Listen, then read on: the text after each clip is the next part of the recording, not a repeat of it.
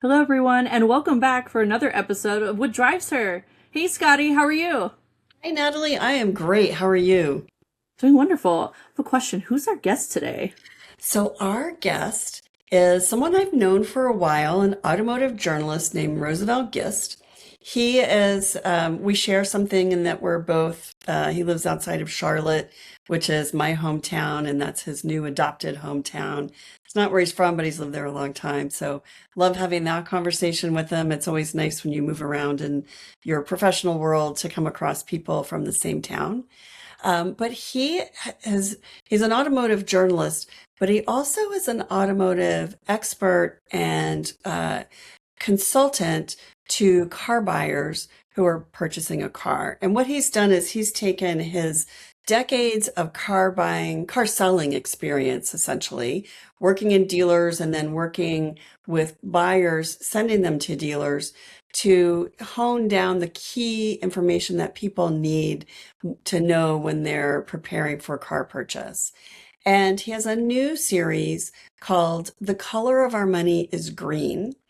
And this series is created for Black car buyers who are disproportionately overcharged. And they may be overcharged for the price of a car. They may be overcharged for the finance fees or interest rate. This is a group of buyers who are victimized more than everyone else. And then Black women, especially, are the ones who are immediately assumed to be subprime borrowers, immediately assumed that they can't afford the car that they're shopping for, that they immediately assume that they don't know anything about the car. So a lot of horrible assumptions are made about Black car buyers. And so I'm so grateful that he created this series. And that was why I wanted to invite him on the podcast and talk with him. But everything that he says is gold, and it applies not to just Black car buyers or female car buyers, but really anybody who's shopping for a car. Because one of the dirty little secrets is men may often be treated better, but they're not smarter about their car purchase than, say, women or Black men. White men often are just as dumb as everybody else. They may just not be penalized by that race bias the way that people of color or women are.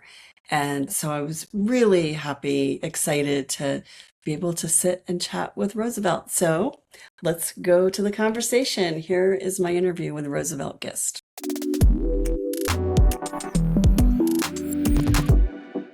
Today, my guest is somebody who I've known for a while as an automotive journalist. We travel to automotive events together, see each other occasionally. We're also from the same hometown of Charlotte, North Carolina. So I love that we share that. But we also share a passion for helping underserved and maybe overcalculated customers buy cars, people who maybe aren't as familiar with all the inside information and details and maybe go to a car purchase not as prepared as they could be and maybe overpay, which is, it doesn't matter if you overpay by a dollar or $1,000, you still feel victimized. And that's something that we can prevent with knowledge and with sharing information. Please welcome my guest today, Roosevelt Gist of Coupons, Offers, and Deals. Do I have that right, Roosevelt? It's really autonetworks.com.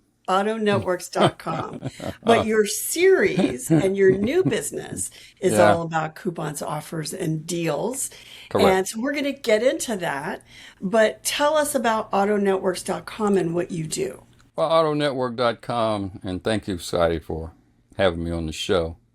Started as a car buying service for credit union members in Maryland, D.C., and Virginia. And I started that after selling cars for a while, and I got tired of selling cars. I started leasing cars for a while. And I said I needed to come up with a new market to take the little knowledge that I knew about the business to help people to purchase automobiles. Credit unions just popped into my head one day, and I said, credit unions, why did that pop into my head? So I did some research, fast forward, got in touch with the vice president of the DC Credit Union League, and every state has a league of credit unions. It's like a trade association. he liked the idea. He'd always been thinking about a car buying program for his credit union members. So we hit it off, and I started Auto Network. He gave me office space there at the League in DC, and we actually automated. We were the first ones to put auto dealer inventory on the internet, and we did that by putting our computers in auto dealers that we worked with, and we had other computers in every credit union that we work with, and plus we had the main computer in my office, so they all talked to each other. Dealers entered their information, all the information about the car, VIN number, what they'd sell it for, special discounts, who to contact, all that type of information. And that was early 1996, somewhere around there. So we've been in. So, and you talk about podcasting. I did my first podcast on a dial-up modem way before podcasting became available. But to answer your question, for the Auto Network is about informing and educating consumers about not only cars, like I review cars like you do, but I also try to give people information on the purchasing of an automobile, the financing of an automobile, and the leasing of an automobile, because in the African American community, that is, in most cases now, the number one purchase, the largest purchase that we make in our lifetime. So, like you mentioned earlier, every dollar that we overspend hit our community harder than any other community. Mm-hmm. And for a fact, how we're treated, it's based on the color of our skin. It's not based on what we know, how much money we make. And people make assumptions just seeing you, not knowing anything about you. It's unfortunate, but that's the way of the world, and we have to deal with it. So, and the more that we're prepared and knowledgeable, the more we set the playing field straight and set the equation straight in our favor. When you go into a car dealership and you're prepared and when it's not, and in my mind, it's not so much that what you want. It's that when they change the terms of the offer, they say, oh, well, we have the EXL, that's better than the EX. And you say, but that's not what I want, because the EXL has a sunroof and I don't want a sunroof. And that's the only difference. And I'm not going to pay $3,000 more for a sunroof I don't want. Right. Or right. When they say, well, we can't offer you a 60-month loan, but we want you to do a 72-month loan. And then you go, yeah, but that takes my interest rate too high. When they hear that you've done that level of homework or you have that level of knowledge, then they start to they step back and have a little more respect for you, and being prepared is so important. So, okay, I'm going to get off my soapbox now because I want you to talk more about the audience that you approach. Let's talk a little bit about some details about this audience, because you said overcharging hurts this consumer more. What are some of the facts about Black consumers that people might not recognize or might not know? I think people pretty much know the facts. They may not want to agree with the facts, but the people know the facts. Let's start with just income level. We're at the low end of the income level. That's a fact. You see it where you work, wherever you've worked before, you see it. We're the last ones to be hired and the first ones to be fired. From an income standpoint, I think it's somewhere around maybe 40-50% at the poverty level, which means you can't even afford a new car. That's that many people who can't afford a new car. And that's where you start. When it comes to buying anything, it starts with your income. I mean, if you don't have the income, you can't make the purchase. When it comes to cars, whether it's a used car or a new car, if you're overcharged, you're now stretching your ability to pay. In most cases, like you said, they try to bump you up to a higher priced automobile where the gross profit is a little higher.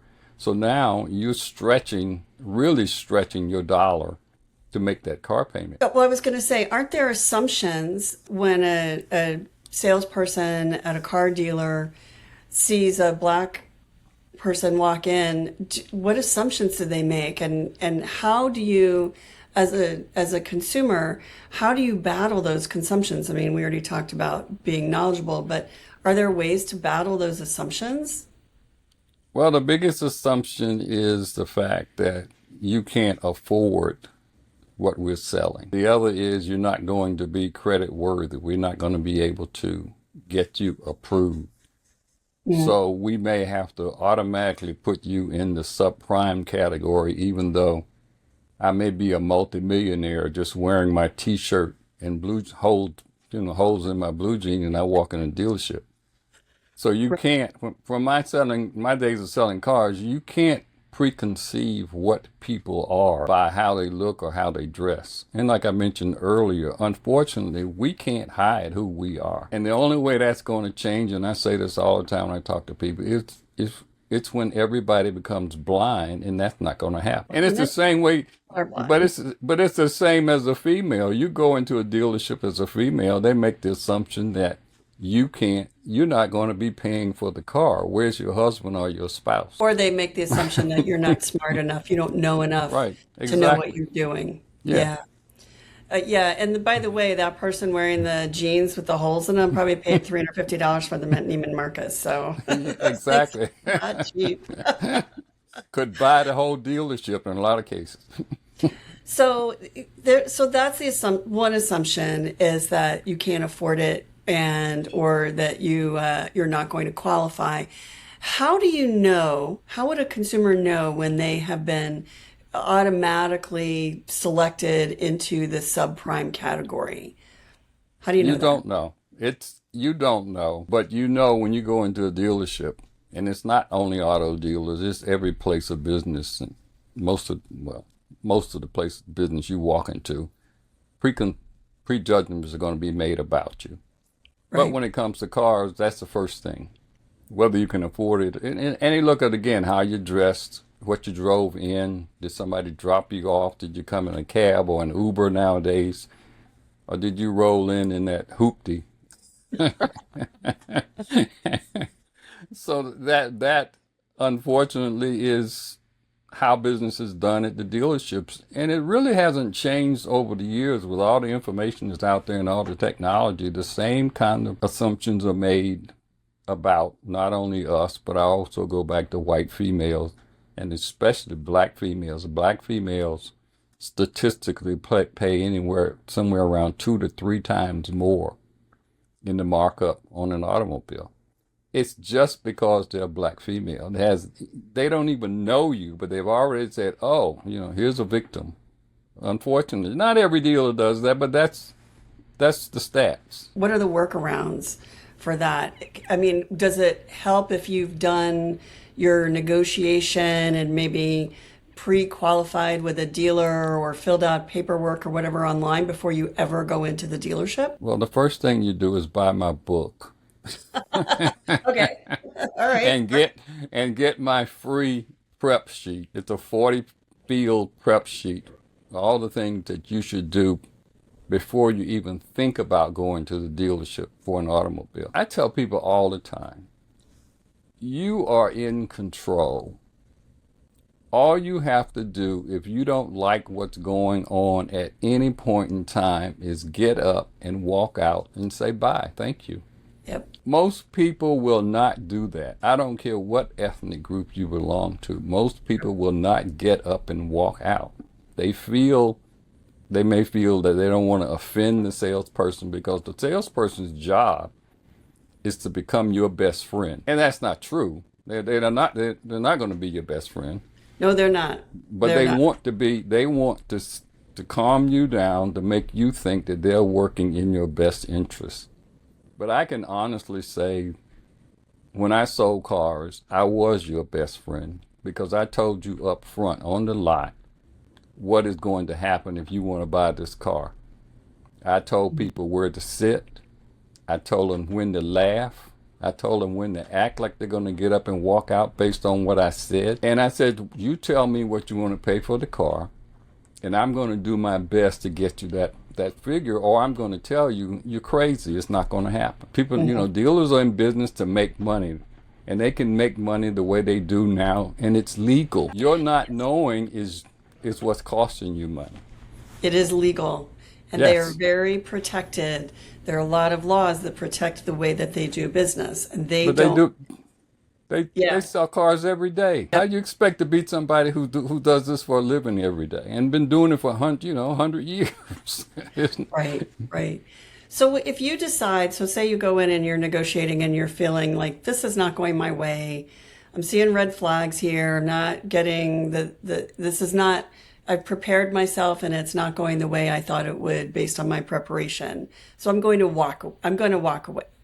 Am I like, what do I do? What's my next move after I walk away? The next step is to take the information that you garner from that particular dealer, and if you filled out the worksheet, you'll have all the other information. You know other dealers in the area, and now you have ammunition that you can use on the next dealer that you approach. You know So what we you, have to do. You have to take control of the situation. uh-huh. You know, you ask the questions, they are to give the answers. They're not to be the ones to ask all the questions because their questions are to position you for the next move to try and get more money out of your purse. That's Hmm. why they're asking certain questions. You come in, you know the car you want. If they don't want to show you that car, then leave. If they Right. advertise that car and you get there after you make an appointment, and I always say make an appointment, be professional as a buyer. Just don't, try not to just walk in on somebody because they're going to treat you differently than if you made an appointment. So make an Hmm. appointment, be professional, be kind, be courteous. But if they told you over the phone that they had the car in stock, you tell them, well, when I get there, I want to be able to take a test drive. And you tell them if it's not there, I'm leaving. And if it's not there, leave. Okay, good. But they try I to mean, keep you, well, look at this one. And, so you know, what? we're probably not getting another white one, but we have a silver one. Well, you don't trust them in the first place, and they don't trust you. Right. So they have Okay. stacked the cards against themselves by not being honest with you up front when you ask them specifically to have a vehicle there and they choose not to have it there because they want to start running the game on you. No, leave. They're the ones that's losing. I mean, And go somewhere else. go Go find it. somewhere else. Go Yeah. somewhere And else. by the way, if you have decided that this is the car you want and there's not another dealer, you can always go to Roosevelt's site or my site and look at reviews and look at the competitors to that car and go to Right. their competitor. You will probably love their competitors just as much as the car you have your heart set on, right?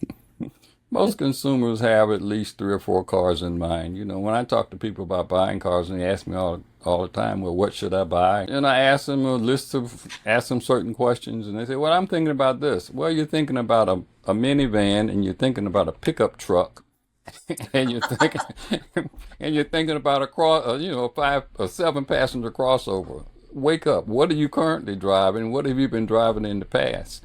I think you Let's just let's described to me. Yeah, let's settle down here. Unless you have the money to buy all of them, let's pick one.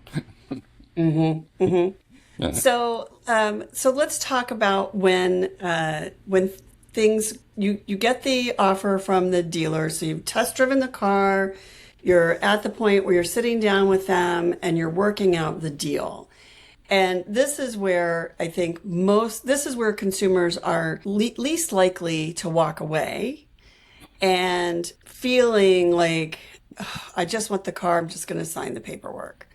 And they look at, and again, this is like that, it's $1 or it's $1,000, it doesn't really matter.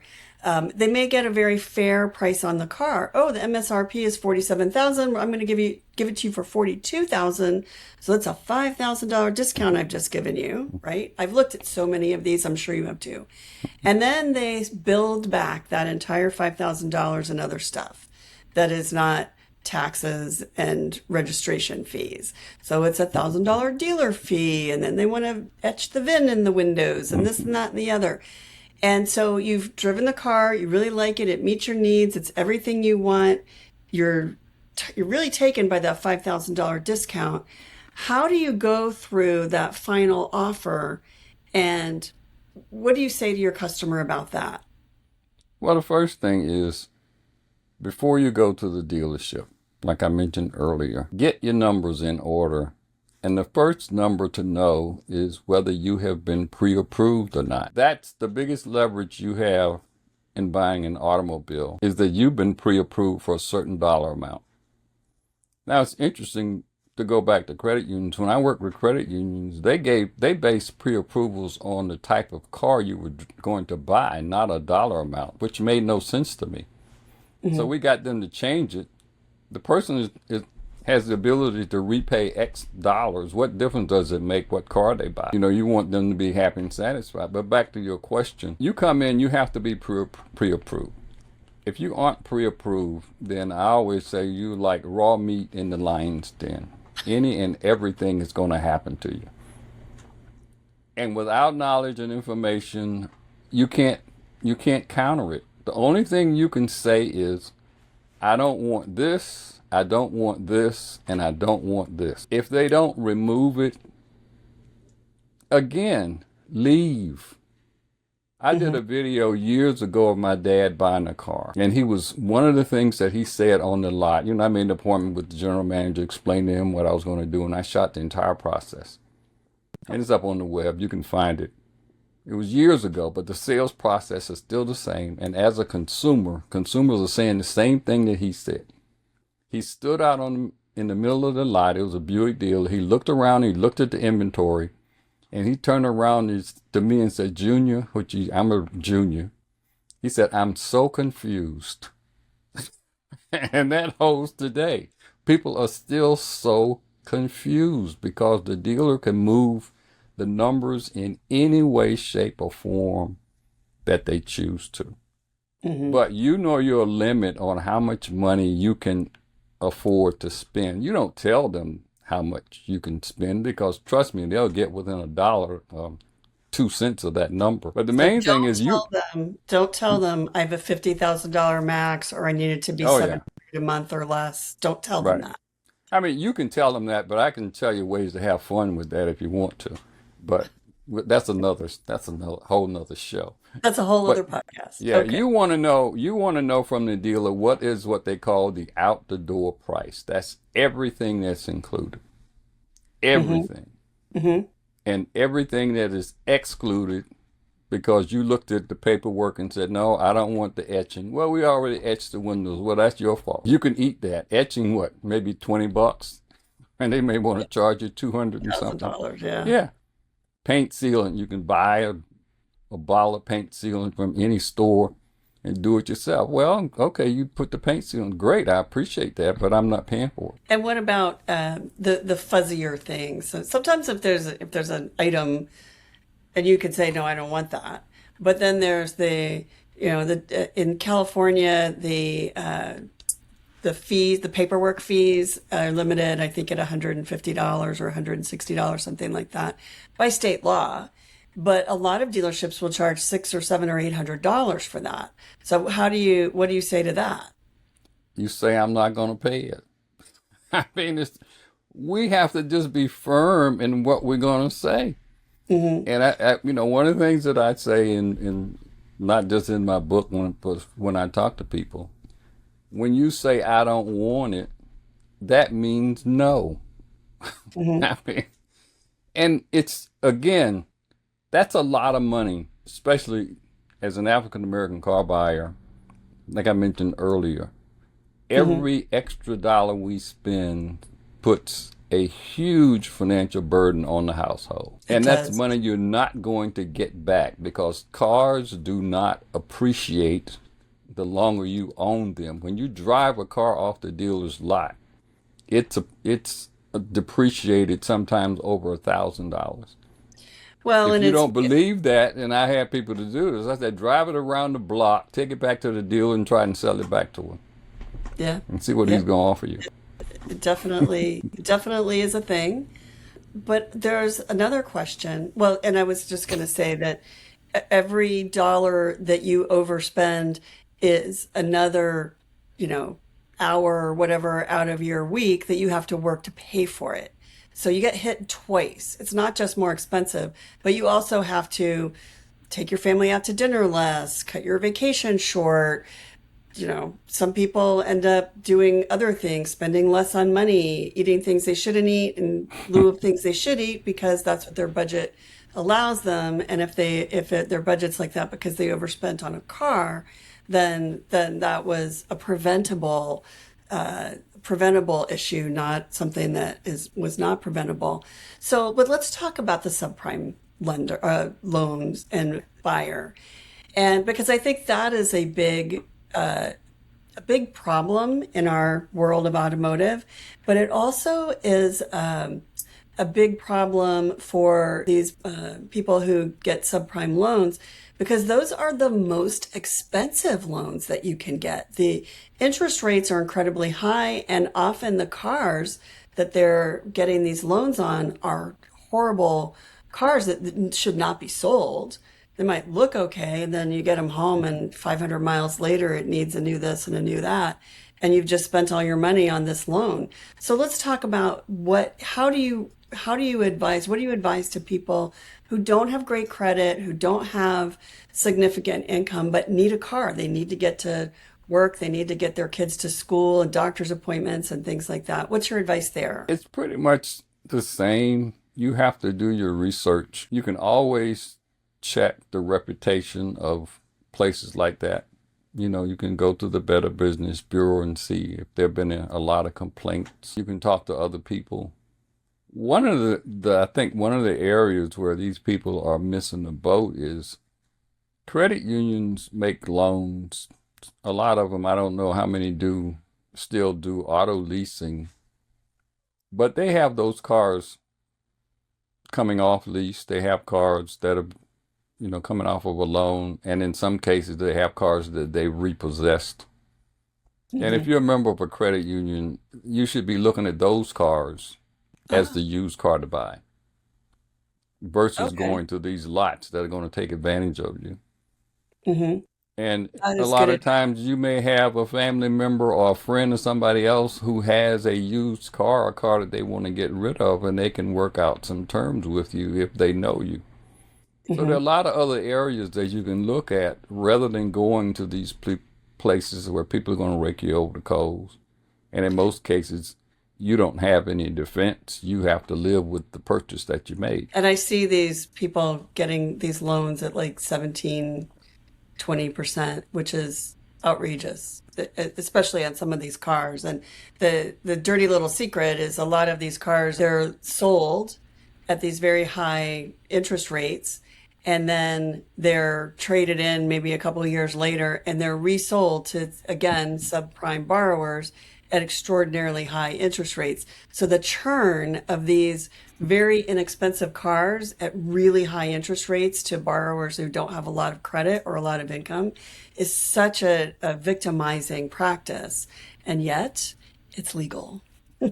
Well, one of the things that we have now that we didn't have years ago, and I don't know what it costs, I've never taken one, but you do have an Uber and you do have a Lyft. Yes. So they can be expensive. You can look at the expenses. You can look at do you really need to have a car available every day? If you don't need a car every day, then you have to look at other options. But if you're looking at having you can't afford a car, but you need to have one at least maybe once a week, a couple of times a month or something like that, you may want to look at a situation like that. There's been a lot of focus on affordable cars lately. The way the state of our economy, the growing divide between the ultra wealthy and everybody else, the average price of a new car hitting over $50,000. But there are still affordable cars on the market, and a lot of them come with deals with low finance rates if you have good credit, with $500 back or $1,000 incentive. Tell us a little bit about some of your favorite cars for buyers who are on a budget, who might actually be considering a used car where a new car might make more sense. Well, I try not to give people advice on cars that I like, because most of them would rule them out immediately. And I'll tell you, one of my favorite cars, if I were to go out and buy a used car today, I'd try to find a used Volkswagen convertible Beetle. Oh. On the other extreme would be the Mercedes SL with the retractable hardtop.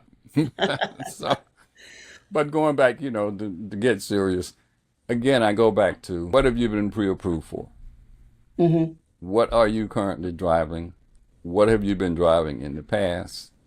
Is it just you, your wife, your significant other? How many kids do you have? Are they out of the house, in the house?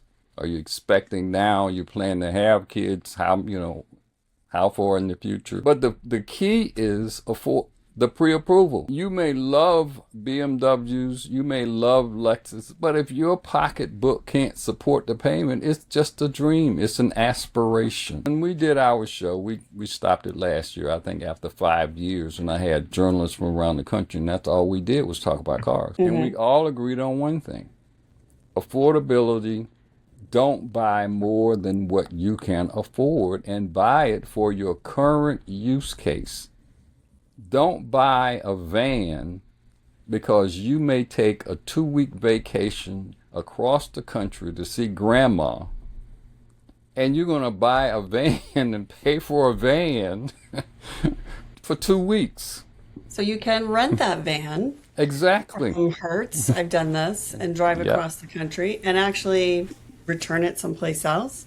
And I did it, and I want to say it was like $500 for about a week driving it across country. I was actually moving some things in the same like U-Haul size van. I just rented a minivan. It was just me.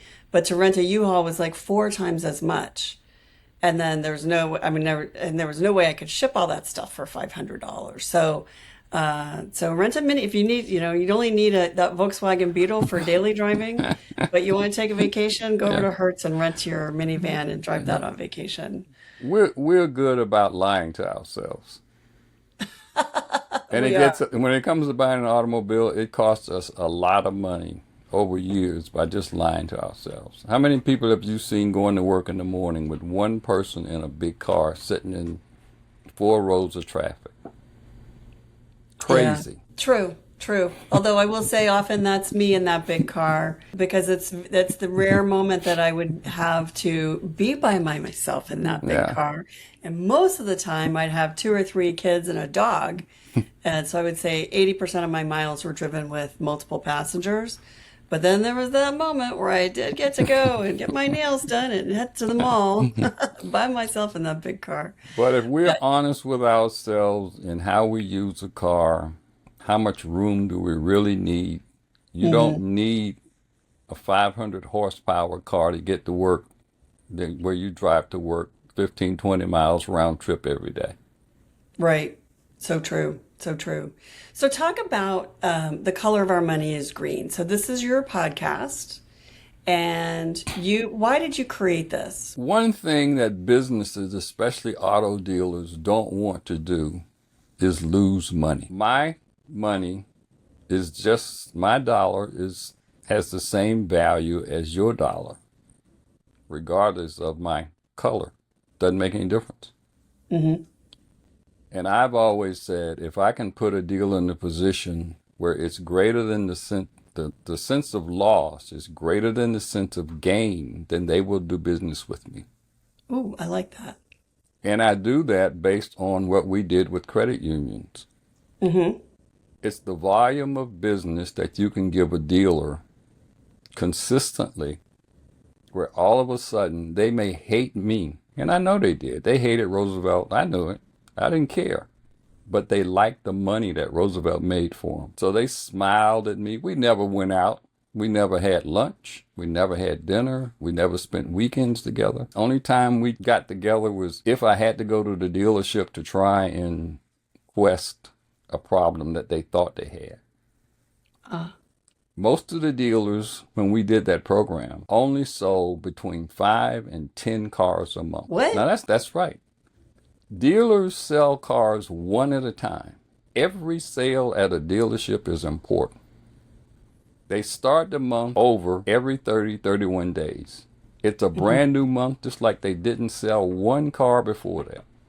And you have to understand that. So when I say The Color of Our Money is Green, I'm trying to put together a national car buying program for African Americans or other people who want to participate. where we can direct traffic to certain dealers who agree to our terms and conditions, which are very simple. I never had a signed agreement with an auto dealer. It was all based on a handshake. And all I want them to do is be competitive. I never said you had to be the cheapest in the marketplace. And I want you to treat our customers like royalty. If they came in any other way than through an appointment through Auto Network, I always go back to like raw meat in the lion's den. You can do anything you want with them. I don't care.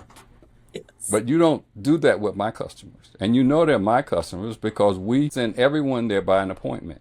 We had two people at the dealership that only handled our business. And if the member decided to go off on their own, and I tell them up front, what happens to you outside of our system is your problem. Through our system is my problem, and I will take care of it. So the color of our money is green is if I can pump 5, 10 dealers, sales into a dealership, regardless of the ethnicity, all they see is the dollar, the greenback. And that's the whole purpose of calling it the color of our money is green. It's not my skin color, it's not your skin color or any other skin color. It's about that all. It's about the mighty dollar. All the money is green, no matter who's spending it. That's right. So in your podcast, you break down the various elements of car buying and explain to the audience why these different elements are important and how they impact you as a buyer, how they impact your psyche and your confidence. So give us a quick rundown of the different topics that you cover on your podcast. I mean, we talk about all aspects of buying. The first one is I always go back to being pre-approved. The next one is negotiating the price of an automobile. What's it going to cost you to buy this car?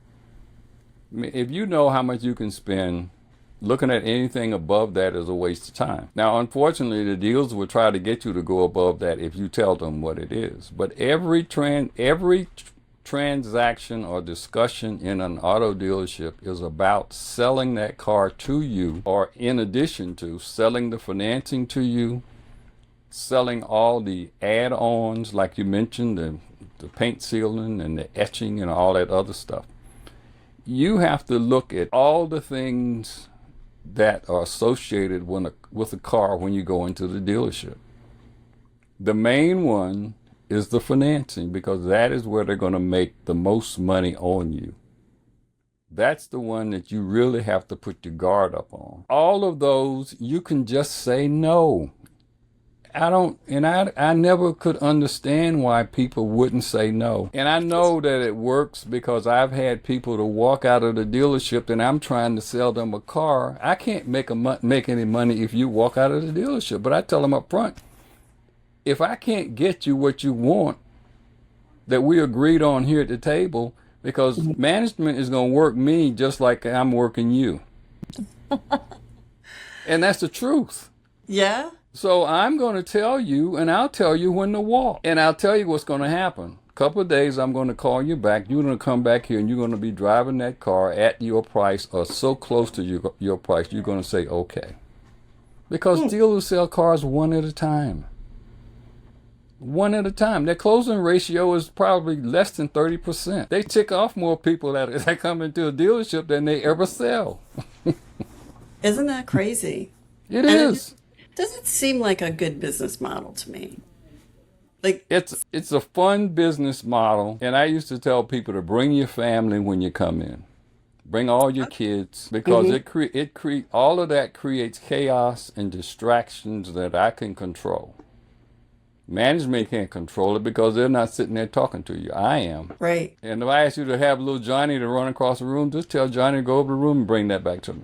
I mean, we break the monotony. We make it a game. We make it fun. So if the kids are running around, I mean, that would make me, if they're my children, that would make me stress. Like, sit down and be quiet so I can do. No, but if you are asking them to run around for a reason, that's different.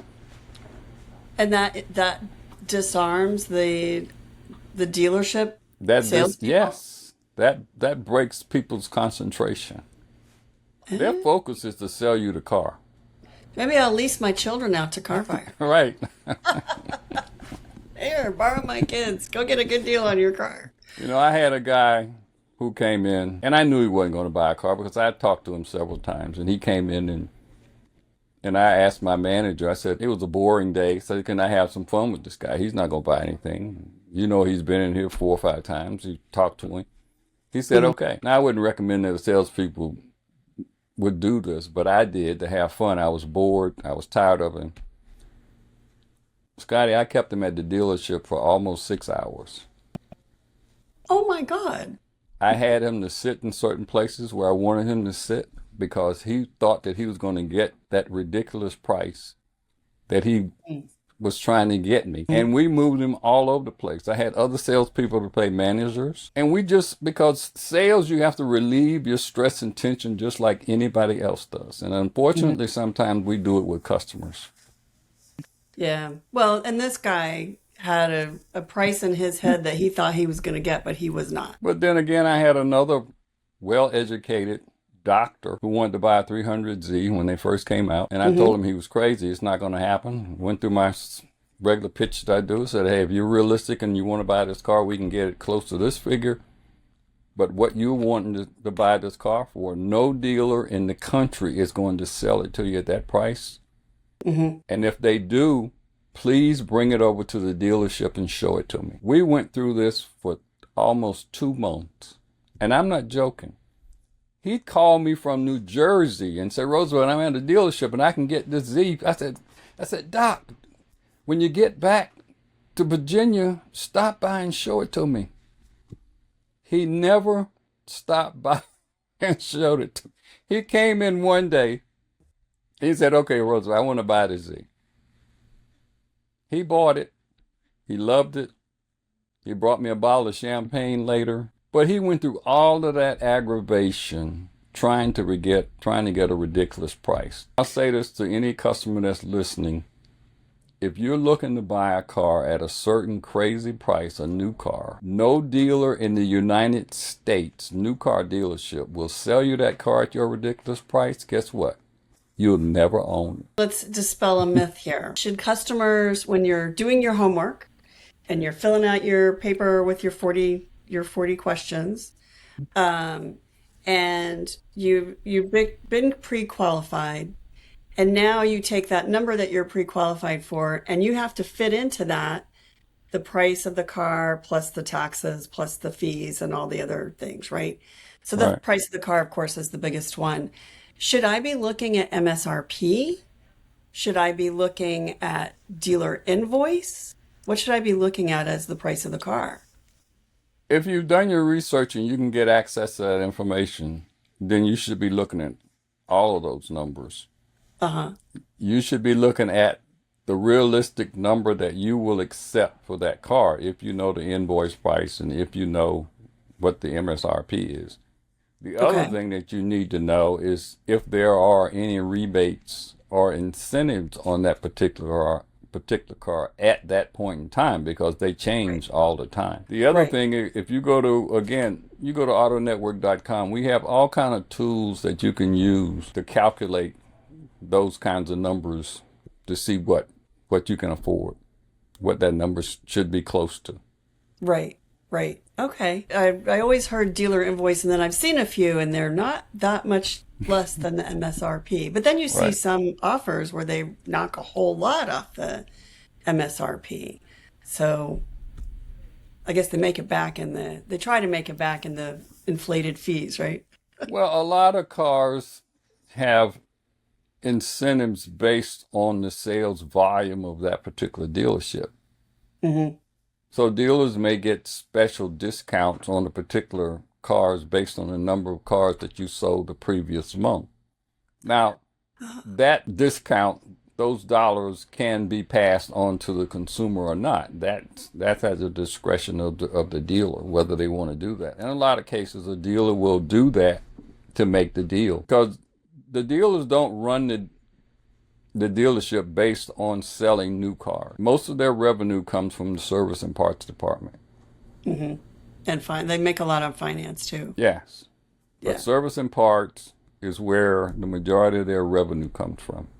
And the reason the dealer wants to sell you a car is because they want you to be a customer for life. And I find that interesting that they want you to be a customer for life, but they treat you like they don't like you at all. Yeah, I was gonna say customer for life. I'm not sure I really Yeah, feel that way with most of right.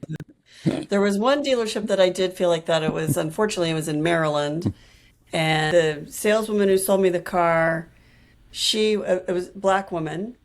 She was the one who was there on the dark, cold, rainy night when I walked in. And I didn't make an appointment, but I did call to say I'm coming in. And so May was her name. She was the one who was there. I bought my car from her, but I don't live in Baltimore. I lived in Connecticut at the time.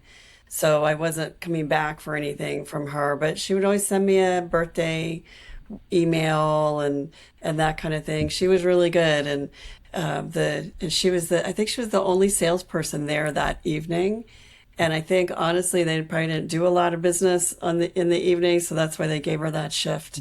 And but she had all the awards on the wall for Right. salesperson of the year and that kind of thing. And I could totally see it. She was good. She was a standout among mostly poor experiences with car dealers, which is really too I was bad. going to say females make some of the best salespersons in a They do. dealership.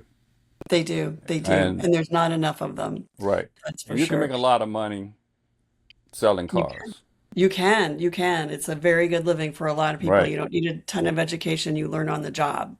Right. And it is a very good pursuit. I wish more women would follow it. But then you get stuck working at 9 o'clock at night on a cold, rainy evening when you'd rather be home curled up with your chai latte and, streaming a movie with your kids. So Well, in I in get it. today's environment with all the technology that we have out there, you can literally have your own business within the dealership, have your own assistants working with you to deliver cars, and you don't have to work those long hours. You can work Monday through Friday, and you If your can build. dealership lets you. If your Yes, dealership lets you, yeah. because they Well, don't all. again, you can walk as well.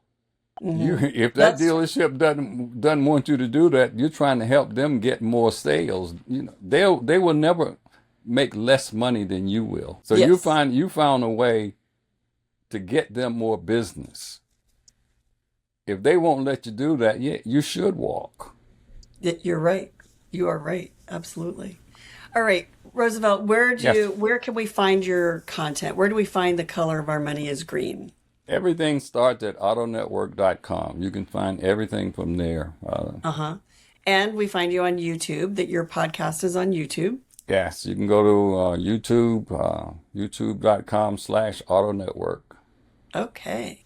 All right. And we'll find you on social media as well. Roosevelt Gist on. I'm on, yeah, you can either do my name or Auto Network. I'm on Okay. most of the social media sites. It's so nice to see you, my Good friend. to see you. I hope to see you out on the road at some point soon.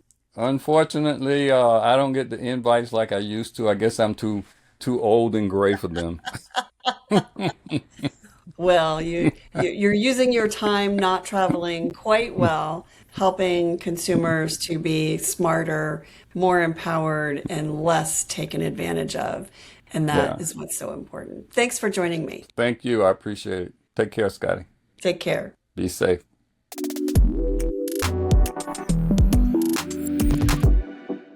Wow, a lot of tips there. But what do you think was the biggest takeaway, Scotty?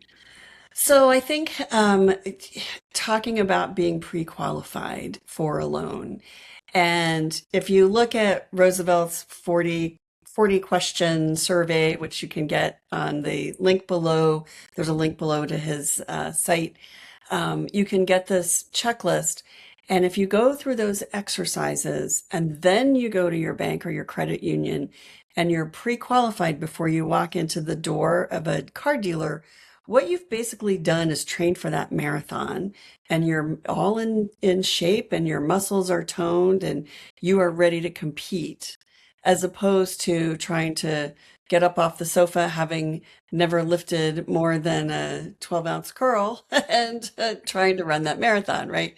So doing that work to get pre-qualified is where you'll really get the best advantage and where you have the most knowledge, and they are least able to take advantage of you or try to push something off on you. But I appreciate overall the knowledge that he brings to this, and whatever your question is, and when it comes to car buying, Roosevelt has the answers, and it was quite a delight to chat with him. That I'm gonna have to listen and get some tips for the next car buying. Yeah, if you're buying a car, Roosevelt has the information that you need that'll help you get into that shape. So anyway, thank you for joining me to lead into and close out this podcast, Natalie. I'm Scotty Reese, your host, Natalie Marola, our co-host and producer. Our editor is Steph Howard. Our music is by Envato Elements. Be sure to subscribe wherever you get your podcasts. You can find us over at A Girl's Guide to Cars. You can also find us right here on YouTube, Spotify, and everywhere else. And thank you for joining us, and join us again next time.